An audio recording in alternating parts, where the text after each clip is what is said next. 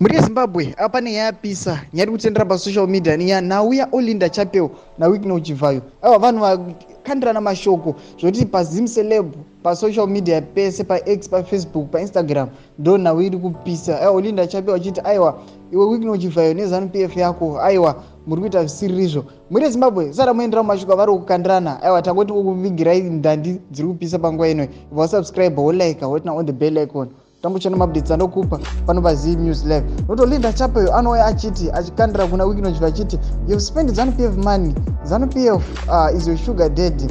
I am self-made, self-financed, self-made millionaire and handizi maslay queen awaijaira kutengera kubva mutuka achiti pfutseke. Aiwa ndo zvaanoya achitaura panapa. Sanaona Honai Chivhayo ari kutodawo anozva achimupindura achiti I'm not offended by your baseless and nonsensious sentiments at all. My sister, I know chirwere ichi chinopa vakawandisa hasha dzakanyanya ndosaka chakazonzi nevakuru shura matongo ndo mashoko ari kukandirana. Notikuona kuti aiwa Olinda Chivhayo ari kutsoma Honai Chivhayo aitomboti aiwa Honai Chivhayo anenge aimbonditsoma pamazuva apfuura kunyange ane mukadzi. Muri Zimbabwe achimuti aiwa ZANU PF ndiri kumupa mari auna kana mari. Ndo mashoko ari kukandirana panguva inoi zvinzi aiwa Honai Chivhayo haasi tombori kana worth.